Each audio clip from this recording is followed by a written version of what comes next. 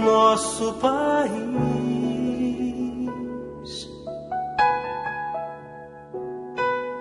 Surge a pergunta no olhar e na alma do povo. Olá, irmãos, mais uma vez temos a oportunidade de estarmos estudando a palavra do Senhor. É um privilégio, né? Hoje nós vamos dar sequência à série de estudos Vivendo a Fé, Corrupção e Juízo, um comentário pastoral dos livros de Abacuque e Obadias. Nos domingos anteriores, ou nas lições anteriores, os irmãos ministraram aqui a lição de número 1, Abacuque, o profeta que viu a corrupção. A lição de número 2, indignação, clamor e denúncia. E a lição de número 3, contra os poderes e suas violências. Infelizmente, nós vemos que nos nossos dias atuais não são muito diferentes dos dias de Abacuque. Hoje nós vemos corrupção, nós vemos indignação, nós vemos notícias de corrupção, né? Nós vemos indignação, clamor e denúncia. Nós vemos violência, principalmente muita violência em nosso país. É uma pena que vivemos esta situação caótica. Mas, irmãos, a lição de hoje traz como título Nas Redes do Poder. Ela está baseada em dois textos, um do Velho Testamento, outro do Novo Testamento. Livro de Abacuque, capítulo 1, versículos 12 a 17, e no Evangelho de Lucas, capítulo 5, de 1 a 11. Como introdução, nós vamos tentar definir como é composto o Estado brasileiro. O Estado brasileiro, ele possui 3 poderes que trabalham independentemente. O poder executivo, que é representado pelo presidente da República e os seus ministros. O poder legislativo, que é a Câmara dos Deputados e o Senado Federal. O poder judiciário, que é representado pelos STF, Supremo Tribunal Federal, e STJ, Superior Tribunal de Justiça. Basicamente, isso na esfera federal. Na esfera municipal, nós temos o prefeito e a Câmara dos Vereadores, o Legislativo. Na esfera estadual também acontece a mesma coisa. Existem os 3 poderes. Mas existe uma frase que foi dita pelo então presidente dos Estados Unidos, Abraham Lincoln, que é uma frase que ficou famosa e até consta na nossa Constituição Federal de 1988, que diz assim: todo o poder emana do povo, pelo povo e para o povo. Todo o poder emana do povo, pelo povo e para o povo. Isso significa dizer que todo o poder deve vir do povo. Todo o poder deve ser exercido pelo povo. E todo o poder deve ser para atender às necessidades do povo. Como eu disse, as notícias de hoje não são muito boas. Então esta frase parece que está um pouco longe da nossa realidade, né, irmãos? É lamentável, mas temos que orar. Como eu disse, temos que orar a Deus. Agora, perguntamos, diante dessa situação, diante desse quadro, nos dias atuais, o que deve fazer um cristão diante das redes do poder e, ao mesmo tempo, observar todos os dias as injustiças sociais que ocorrem em nosso país? qual deve ser a nossa reação diante da corrupção? Será que devemos acreditar nos governantes desse país e na classe política eleita pelo povo? Não dá para responder principalmente essa terceira questão de forma afirmativa, né? Sim.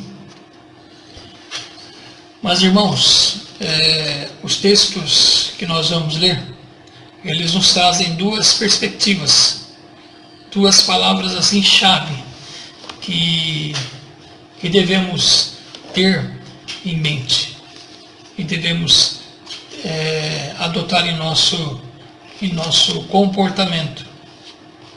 Confiança e esperança é o que propõe a lição diante dessa situação. Nós vamos ler o livro de Abacuque, capítulo 1, versículos 12 a 17. Este texto ele traz uma segunda reclamação, né, vamos dizer assim, uma segunda queixa do profeta Abacuque. No versículo 1, no mesmo capítulo, Abacuque apresenta uma queixa a Deus. E esta que nós vamos ler é uma segunda queixa. Ou seja, Abacuque estava, em outras palavras, reclamando com Deus, ou clamando a Deus, né?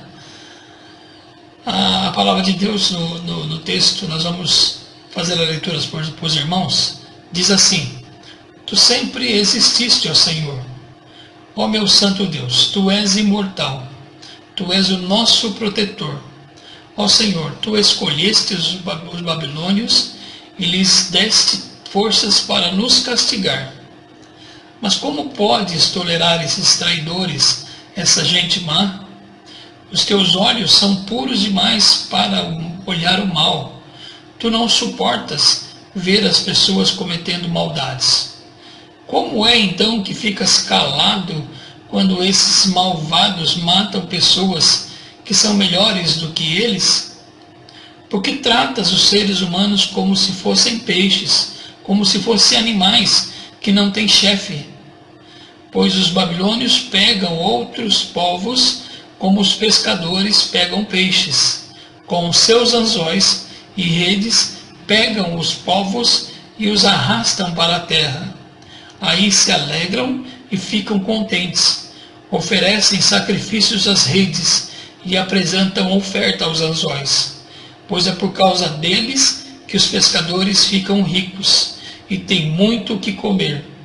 Será que os babilônios nunca deixarão de lutar e sem dó nem piedade continuarão a matar os povos?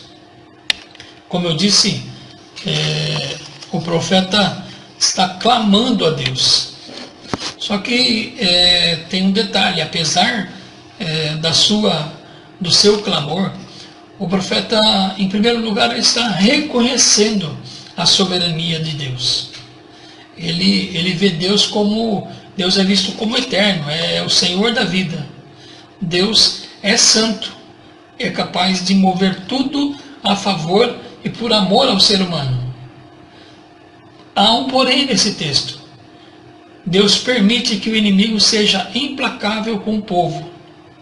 O povo está nas mãos dos babilônios, reduzidos a peixes, presos em uma rede de pesca. Abacuque faz uma comparação. Ele reduz o homem, antes criado à imagem e semelhança de Deus, ele reduz o homem a um peixe preso num anzol. É uma queixa que Abacuque faz, porém, há um porém de reconhecer que, apesar de tudo, Deus é o Senhor da vida. Mas vamos seguir. Um outro texto que nós comentamos no início está em Lucas capítulo 5, versículos de 1 a 11. Diz assim: Certo dia, Jesus estava na praia do lago da Galileia e a multidão se apertava em volta dele para ouvir a mensagem de Deus. Ele viu 2 barcos no lago perto da praia. Os pescadores tinham saído deles e estavam lavando as redes. Jesus entrou num dos barcos, o de Simão, e pediu que ele o afastasse um pouco da praia. Então sentou-se e começou a ensinar a multidão. Quando acabou de falar, Jesus disse a Simão: leve o barco para um lugar onde o lago é bem fundo. E então você e seus companheiros joguem as redes para pescar. Simão respondeu: mestre, nós trabalhamos a noite toda e não pescamos nada. Mas já que o Senhor está mandando jogar as redes, eu vou obedecer. Quando eles jogaram as redes à água, pescaram tanto peixe que as redes estavam se arrebentando. Então fizeram um sinal para os companheiros que estavam no outro barco, a fim de que viessem ajudá-los. Eles foram, encheram os 2 barcos com tanto peixe que os barcos quase afundaram. Quando Simão Pedro viu o que havia acontecido, ajoelhou-se diante de Jesus e disse: Senhor, afaste-se de mim, pois eu sou um pecador. Simão e os outros que estavam com ele ficaram admirados com a quantidade de peixes que haviam apanhado. Tiago e João, filhos de Zebedeu, que eram companheiros de Simão, também ficaram muito admirados. Então Jesus disse a Simão: não tenha medo, de agora em diante você vai pescar gente. Eles arrastaram os barcos para a praia, deixaram tudo e seguiram Jesus. Esse texto de Abacuque, aliás, de Lucas, que nós acabamos de ler, a princípio ele não existe ele não tem uma ligação direta com Abacuque, com a narrativa de Abacuque. Pedro, ele cedeu o barco, Jesus pediu o barco para ensinar. Então Pedro cedeu o barco. E depois de haver lá terminado o estudo, Jesus dá uma ordem para Pedro. Jesus fala para Pedro jogar, ir mais para o fundo do lago e jogar as redes. E Pedro, inicialmente, ele reluta. Ele diz: mas depois de uma noite inteira sem pescar nada, não tem peixe mais. Peixe era Pedro era vamos dizer assim, um profissional da pesca, E ele sabia também o que estava dizendo. Mas Jesus ordenou que Pedro lançasse as redes. No fim, Pedro reluta, mas obedece. A pesca se torna uma pesca importante. Tanto é que o texto narra que as redes quase se arrebentam. As redes quase se arrebentam e eles precisam pedir ajuda. Chamam outros barcos também para ajudar. E os barcos também quase afundam, ou seja, eles não haviam pescado nada e de repente, numa nova tentativa de lançar as redes, houve a multiplicação dos peixes. O texto é chamado como a pesca maravilhosa, mais um milagre de Jesus. Irmãos, nós temos 2 lições desses textos. Antes, porém, queria ler Abacuque 3, capítulo 17 e 18, que já foi lido aqui em domingos anteriores, porque ainda que a figueira não floresça, nem há fruto na vide, ainda que decepcione o produto da oliveira, e os peixes não produzam mantimento, eu me alegrarei no Senhor, exultarei, ó Deus da minha salvação. Abacuque, primeira palavra, que nós dissemos no início: confiança e esperança. Abacuque, apesar dos babilônios fazerem sofrer o povo de Abacuque, o profeta confia que não morrerá diante de tamanha força que viria sobre o povo, diante desse castigo que viria sobre o povo. Abacuque confia que vai viver para ver a bonança, porque depois da tempestade vem a bonança, irmãos? E Pedro, irmãos, talvez, como eu disse, talvez soubesse que não teria mais peixe. O dia amanheceu, não ia ter mais peixe lá. Mas, confiando na palavra de Jesus, Pedro lançou as redes. Confiança. Nós devemos tirar desses textos a primeira lição: confiar em Deus, acreditar que Ele está no controle de tudo. Uma segunda lição: diante de uma visão de Abacuque de destruição, Abacuque reconhece quem é que governa sobre todas as coisas. Pedro, por sua vez, percebe nesse cenário que há garantia de vida, sustento e alimento, apesar de tudo.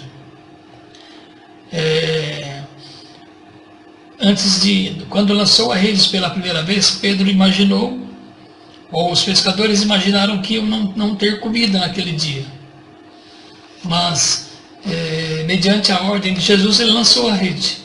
Então, nas duas situações, em ambos os casos, inicialmente, não havia esperança, só havia desolação, só havia lamento, só havia tristeza. Mas Deus agiu, irmãos. O cenário mudou. Deus agiu. Em ambos os casos não havia esperança, mas quando Deus agiu, houve esperança. Glória a Deus por isso, né? Qual a mensagem para nós?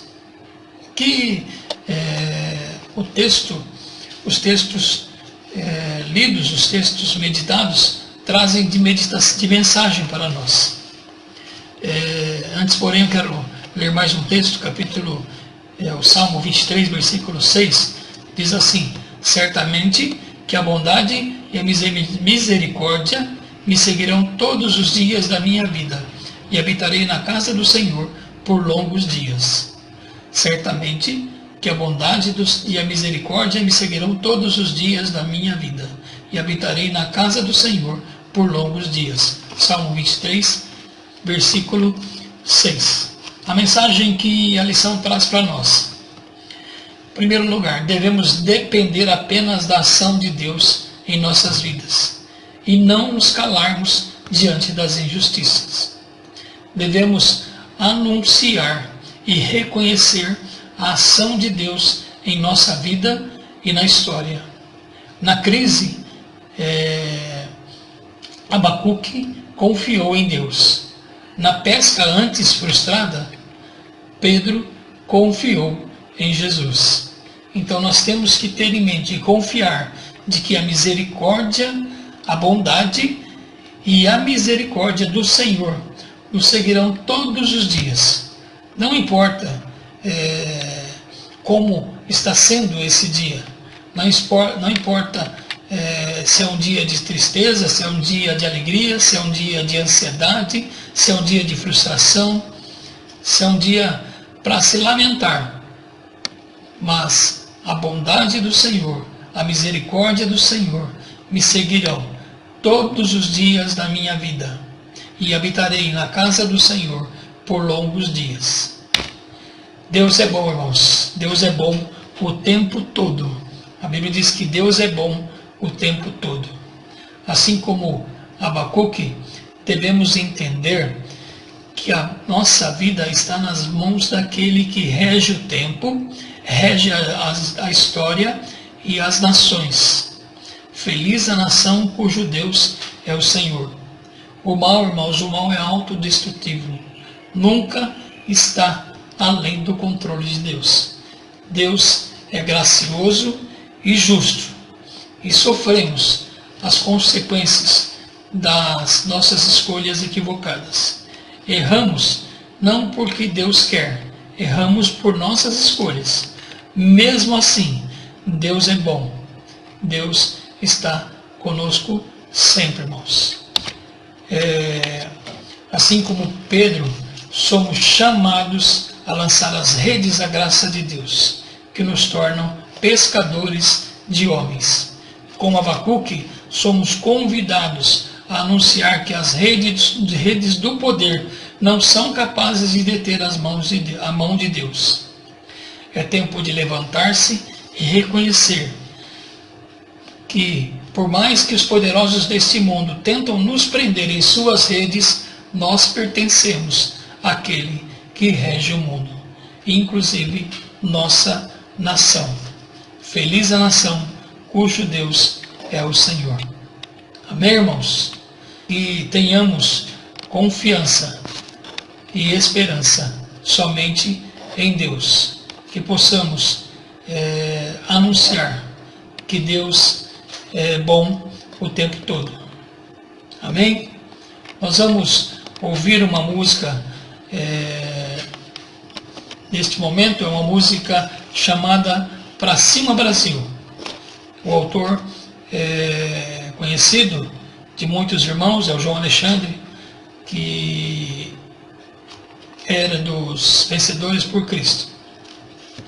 Diz assim a música, antes mesmo de ouvir, eu vou dar uma lida na letra, mas diz assim: como será o futuro do nosso país? Surge a pergunta no olhar e na alma do povo.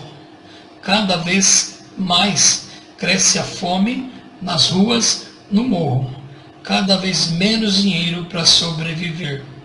Onde andará a justiça outrora perdida? Some a resposta na voz e na vez de quem manda. Homens com tanto poder e nenhum coração. Gente que compra e que vende a moral da nação. Brasil, olha para cima.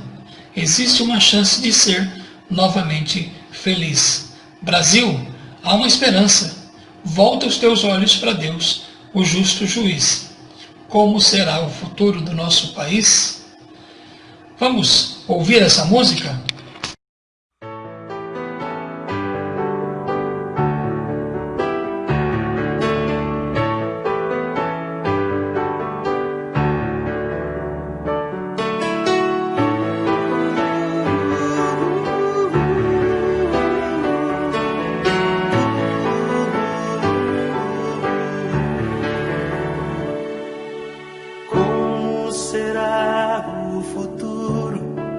Nosso país.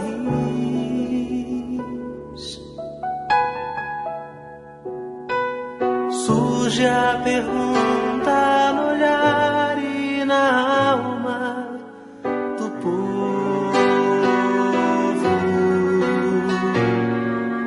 Cada vez mais cresce a fome nas ruas, nos morros.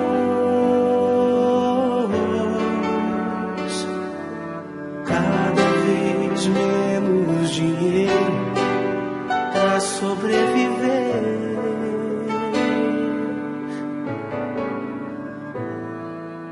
Onde andará a justiça outrora perdida?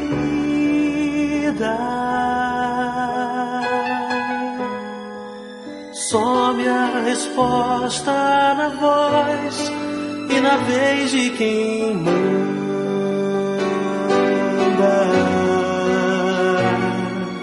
Homens com tanto poder e nenhum coração.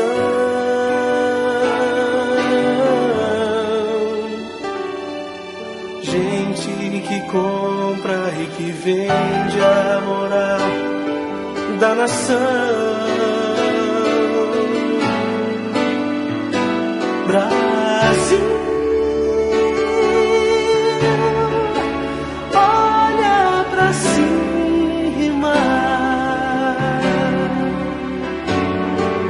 existe uma chance de ser novamente feliz.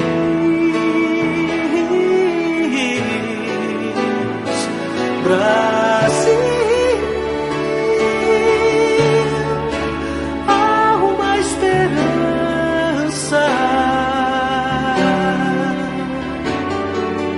Volta teus olhos para Deus, o justo juiz.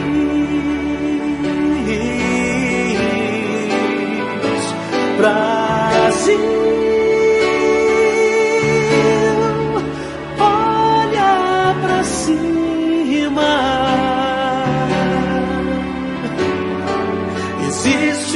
chance de ser novamente feliz. Brasil, há uma esperança.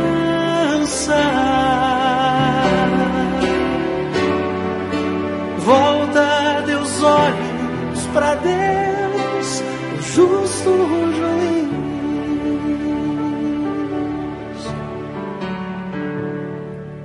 Como será o futuro do nosso país?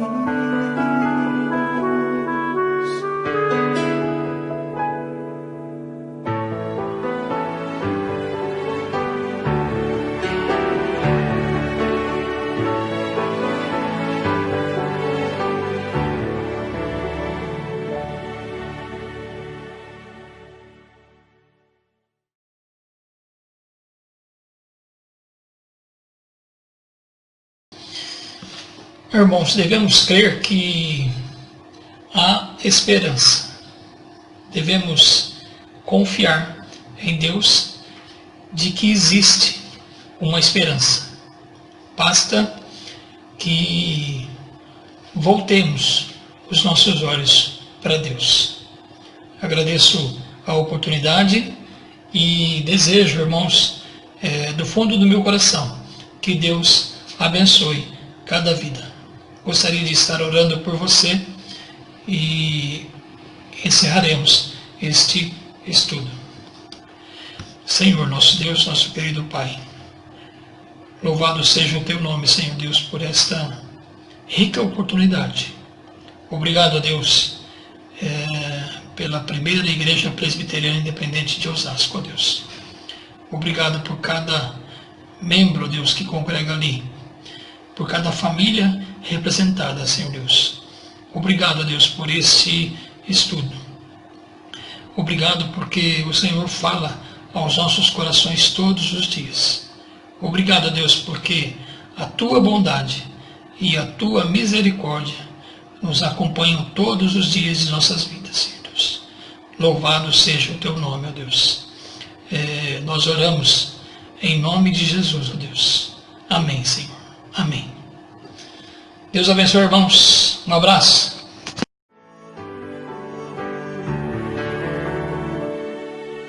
Como será o futuro do nosso país?